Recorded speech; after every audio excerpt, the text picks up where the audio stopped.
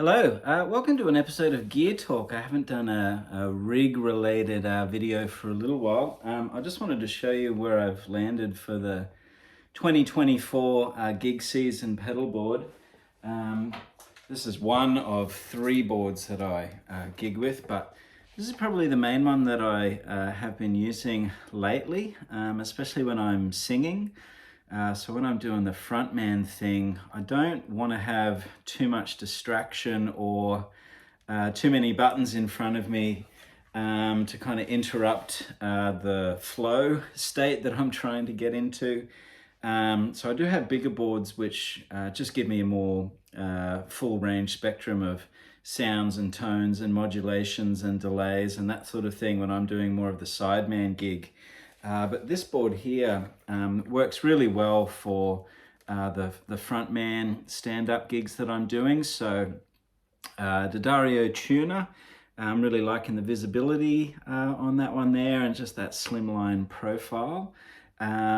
This one is the Royal Blue Overdrive, which I've taken inspiration from Matt Schofield on. And yeah, I just love his sound, especially with the Stratocaster single coils, and that's normally what I'm gigging with is a Strat for most of the Bluesman stuff that I do. And what I'm loving about that is just the dynamic range that it has. So I can really, I played 3 sets on Saturday night with that on the whole time, and it just does a lovely thing to the top end and gives me just a nice sort of squishy rhythm tone. Which I'm digging, and then if I set the volume on 5 or 6, I can just play through chords most of the time with that there, and then when I want to kick into a solo, I can just drive it up to 10 on the volume and let rip, and that just gives me a really nice, for me, just that SRV Clapton, those classic kind of Strat tones. I'm really getting into the ballpark with that pedal there, so enjoying that a lot. And then this is the blackout version of the Halcyon Green. I went into Pedal Empire here in Brisbane and must have tried about 20-25 different overdrives, and they're all great. Many of them are outstanding, but just what I'm hearing in my head and where I'm trying to go with my sound, and I suppose I'm looking for a really nice kind of singing lead tone, which gives me the sustain, but it's not too compressed. So it's just sort of a fine balance that I'm going for. And so I really liked this one here. I really liked the Olympus from Mythos as well. But this one for me, maybe it's borrowing an idea from the old Voodoo Lab Sparkle Drive, which I was using for a while just as a boost, and I especially liked it not for the tube screamer type circuit so much, but more for the clean blend that it allows you to have. And this has a dry signal as well, this one here, so I can just kind of dial it in really as another layer, and so it sounds more ampy, more transparent, and for me, just more organic, as like a kind of a natural step up from what the Royal Blue Overdrive is giving me. So that combination has been working really nicely for me, and yeah, it doesn't sound like I've stepped on a pedal so much as just kind of kind of dialed in that tone, but it's gone to the next level. And then for me, modulation doesn't get more complicated than tremolo. I've tried all sorts of trem pedals over the years, and I always come back to the Boss TR2. There's something about it. Just cuts really nicely, sits well in the mix. Everything's pretty much on high noon there. And then I'm digging the Brigadier Strymon as well. I love the layout, the usability of the Strymon delays. This one, the Dig, the El Capistan. I've tried them all, and they all sound great. The tap tempo, the mix, the modulation, all of that. This one I kind of switch on more for the ballads and the atmospheric tones that I might go for. Otherwise, I'll just use amp reverb for the most part. That's the board. I've got a couple of other pedals here which I've been testing out lately, just for that lead sound. This was the Nobles ODR anniversary edition. Is it a 30th anniversary, maybe, of that one? That's the limited edition gold. It does sound really cool. The bass cut and everything is a nice feature, and for most people that would be as close enough to the Noble sound as you need. I really liked the Nordland OD as well, from Kai Tachibana, who's the original designer of this circuit. And yeah, the Nordland is particularly cool. But yeah, I've got my hands on an original Nobles.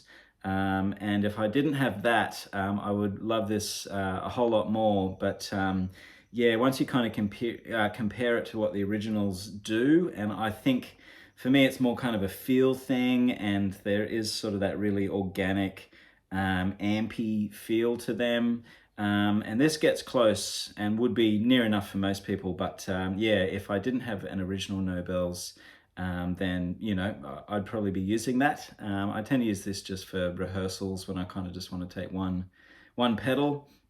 And so that works great for that. But yeah, the original Nobels, I'm sorry to say, you know, because I know they're getting pretty outrageous in price, but yeah, there is a magic to it, which I'm not sure translates so much on the YouTube platform. But yeah, for me, the original ODR is, it's a pretty wonderful thing.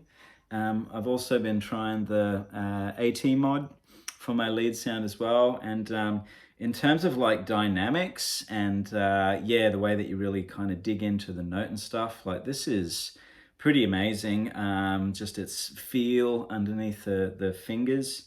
It is a blues driver circuit, I believe, and it does kind of have that hard edge Fender type sound, which is the old BD2. But yeah, for me, it sounds really killer, and I'm enjoying it. It's more kind of cleanish for me. It doesn't have too much compression in it, and yeah, I've really enjoyed that as well. But I kind of just like something which is maybe a little bit more saturated. So I could see this one kind of replacing the Royal Blue Overdrive. You know, maybe for a couple of gigs, just to get that first gain stage happening. And I think the way that would roll off with the volume and everything would sound pretty cool as well. So that's a nice pedal which I've been trying out. And then this is one of the first overdrives that I really treated myself to, which is one of the original Zen drives. And really I go back and forth between that and the Halcyon Green. I've just been testing out some tones before switching on the camera here. And yeah, I really love this. Every time I give it a break from the board and then come back to it, I'm just like, wow, you know, it's really just a really stellar sound. And yeah, it's just got a great lead tone. It's really quite dynamic. You can get, you know, really singing, soaring lead sounds happening off it there. And that's kind of what I go for. You know, I'm sort of thinking of the Miles Davis horn or the Coltrane trumpet, just having a really, you know, special singular tone for lead work and things, because I do quite a lot of improvisation in kind of a funky rhythm and blues setting most of the time. So yeah, the Zen Drive, when I want to be heard with lead lines, that is a very special pedal indeed. But yeah, the other one that I found recently was the Halcyon Green, and I've used that for about a year, and I'm really loving that as well. And yeah, it sounded killer on Saturday night as well. So that's the board. That's my little kind of throw and go pedal board, especially when I'm singing 3 sets worth of material as well. So I hope that's of interest to you guys out there. Any questions, let me know. I'm always happy to geek out on the guitar gear. So oh, and Fender Deluxe, most of the time I've got like a special edition of the Fender Deluxe, which has a greenback in it and a nice Tolex and everything, kind of a fawn Tolex. So yeah, that's a cool amp as well. Otherwise, I've got the Marshall JTM 45, which I just scored, and that sounds awesome. It's really, yeah, really powerful and, you know, really directional. I just got the 212 cab there, and then I've got one of the Vox AC4 TV amps, which I've had for a long time. And just sounds awesome for recording and studio work, and I'll usually take that as you know, a second amp if I just kind of want to add some chimey top end into the mix and have kind of a 2 amp rig for some gigs. I'll take that as well. So and for the most part, as a little bonus, I'll just show you quickly my Kinman. So this is the Kinman Blueprint. It's a 1989. Some of you guys would be familiar with the Kinman noiseless pickups, but here in Brisbane, mid-80s through to early 90s, he had a guitar factory workshop as well, and was producing these instruments, which were kind of vintage in inspiration, but with a few sort of modern playable features. So this has an 11-inch radius board, I believe, but and the first iteration of his noiseless pickups, which are the original Buzzbucker harnesses. So I believe the new ones are all passive, but this first version was a battery. So there are a couple of AA batteries underneath here, and you can turn the noiseless on or off depending on what your venue might be doing, or the power might be sending through to the single coils. But I rarely use it, to be honest. The single coils sound great. They're super chimey, really kind of open, and yeah, the neck pickup sound, the lead pickup sound, I really love that. And also, this is something I probably get used to, you know, I miss it rather when I'm playing actual strats, and that is the blend here. So there's a master tone, and then this one is actually a blend of the neck.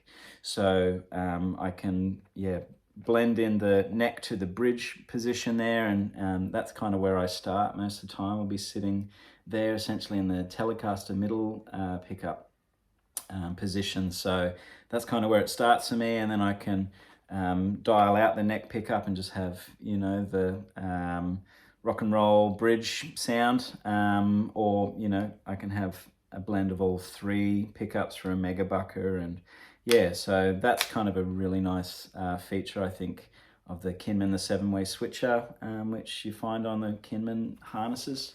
But yeah, it's just a stellar guitar. And he made about 115 guitars, I think, overall. So yeah, I know where about a dozen of them are, but the rest of them are out there in the wild. They're pretty special things, highly revered in the Australian guitar community.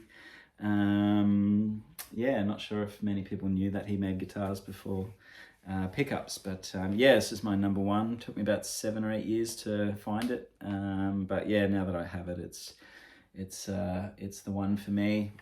So yeah, most of the gigs I'll play with the Strat style and that little pedal board there. So yeah, thanks again for tuning in, and I'll see you soon. Bye.